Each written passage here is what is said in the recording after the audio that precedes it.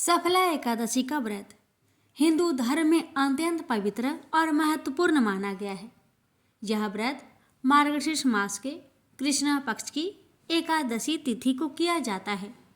यह व्रत भगवान विष्णु को समर्पित है और इसे करने से व्यक्ति को सफलता, समृद्धि और पापों से मुक्ति प्राप्त होती है। सफला एकादशी व्रत का महत्व। सफला एकादशी व्रत करने से व्यक्ति अपने जीवन में किए गए पापों से मुक्ति पाता है। इस व्रत को करने से व्यक्ति के सभी कार्य सफल होते हैं और जीवन में सुख समृद्धि का आगमन होता है।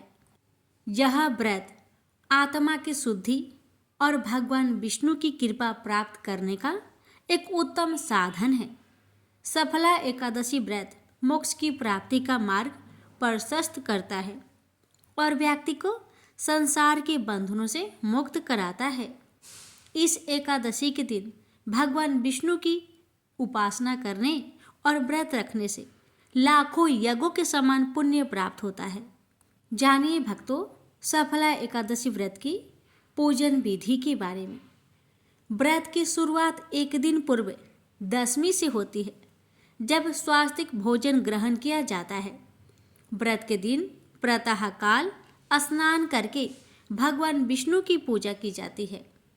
पूजा में तुलसी, फल, दीपक और गंगा जल का विशेष महत्व है। दिन भर व्रत रखकर विष्णु सहस्त्र नाम या भगवत गीता का पाठ करना चाहिए। रात्रि जागरण और भगवान का भजन कीर्तन करना अत्यंत शुभ माना गया है। द्वादशी यानी अगले दिन को व्रत का पारण समापन किया जाता है।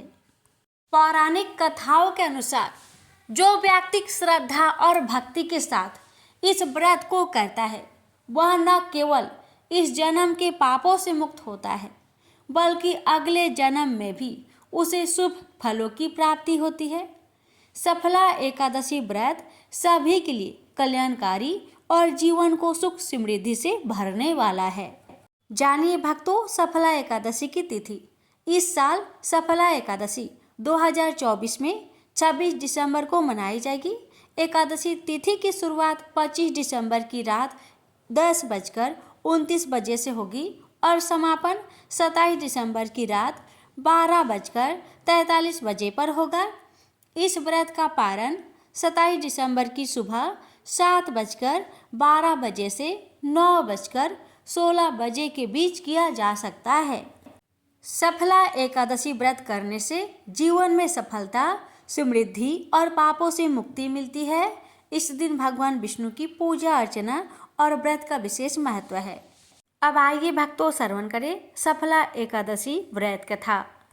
महाराज युधिष्ठिर ने पूछा, हे जनार्दन, पौष कृष्ण एकादशी का क्या नाम है?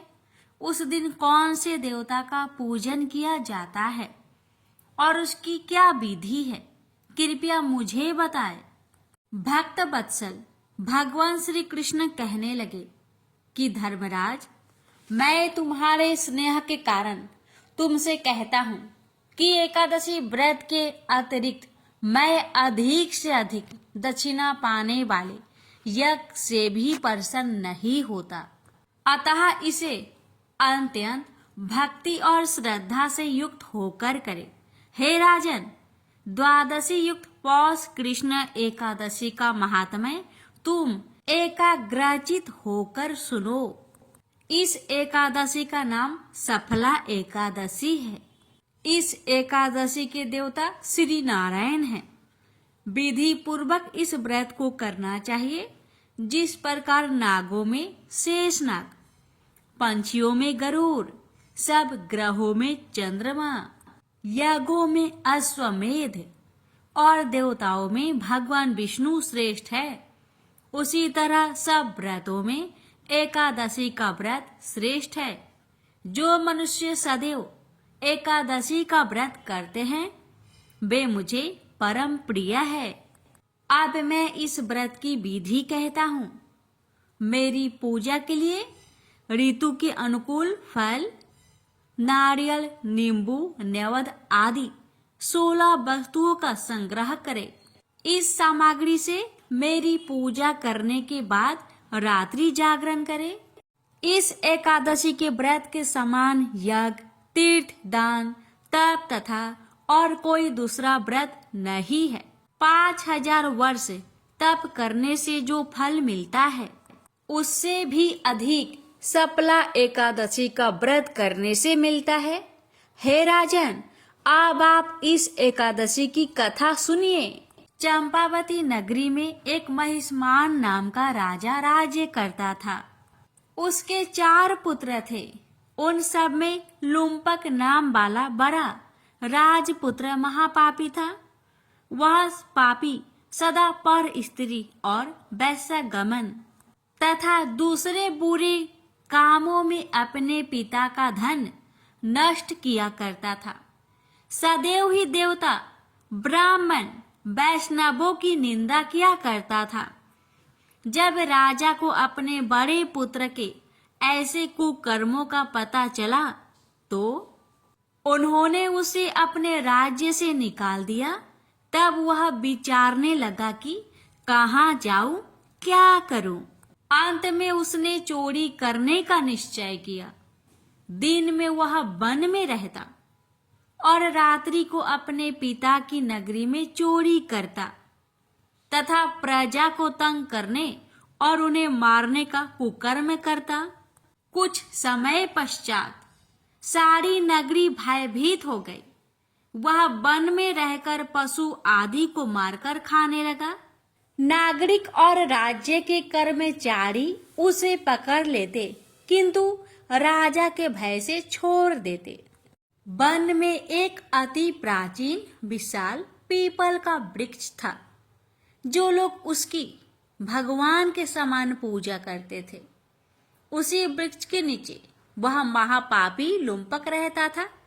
इस वन को लोग देवताओं की कीड़ा स्थली मानते थे। कुछ समय पश्चात पौष कृष्ण की 10वीं के दिन वह वस्त्रहीन होने के कारण शीत के चलते सारी रात्रि सो नहीं सका। उसके हाथ पैर अकड़ गए। सूर्योदय होते होते वह मूर्छित हो गया। दूसरे दिन एकादशी को मध्या के समय सूर्य की गर्मी पाकर उसकी मूर्छा दूर हुई। गिरता पड़ता वह भोजन की तलाश में निकला। पशुओं को मारने में वह समर्थ नहीं था, अतः पैरों के नीचे गिरे हुए फल उठाकर वापस उसी पीपल वृक्ष के नीचे आ गया। उस समय तक भगवान सूर्य अस्त हो चुके थे। वृक्ष के नीचे फल रखकर कहने लगा, हे भगवान, अब आपके ही अर्पण है ये फल, आप ही तृप्त हो जाइए। उस रात्रि को दुख के कारण रात्रि को भी नींद नहीं आई। उसके इस उपवास और जागरण से भगवान अत्यंत प्रसन्न हो गए और उसके सारे पाप नष्ट हो गए। दूसरे दिन प्रातः एक अति सुंदर घोड़ा अनेक सुंदर वस्तुओं से सजा हुआ उसके सामने आकर खड़ा हो गया। उसी समय आकाशवाणी हुई कि हे राजपुत्र, श्री नारायण की कृपा से तेरे पाप नष्ट हो गए। अब तू अपने पिता के पास जाकर राज्य प्राप्त कर। ऐसी वाणी सुनकर वह अत्यंत प्रसन्न हुआ और दिव्य वस्त्र धारण करके भगवान आपकी जय हो कहकर अपने पिता के पास गया। उसके पिता ने प्रसन्न होकर उसे समस्त राज्य का भार सौंप दिया और वन का रास्ता लिया। अब लुम्पक शास्त्र अनुसार राज्य करने लगा। उसके स्त्री पुत्र आदि सारा कुटुंब भगवान नारायण का परम भक्त हो गया। वृद्ध होने पर वह भी अपने पुत्र को राज्य का भार सौंपकर वन में तपस्या करने चला गया और अंत समय में वैकुंठ को प्राप्त हुआ। अतः जो मनुष्य इस परम पवित्र सफला एकादशी का व्रत करता है उसे अंत में मुक्ति मिलती है। जो नहीं करते वे पूंछ और सींगों से रहित पशुओं के समान है। इस सफला एकादशी के महात्म्य को पढ़ने से अथवा श्रवण करने से मनुष्य को अश्वमेध यज्ञ का फल मिलता है। प्रेम से बोलिए जय श्री हरि।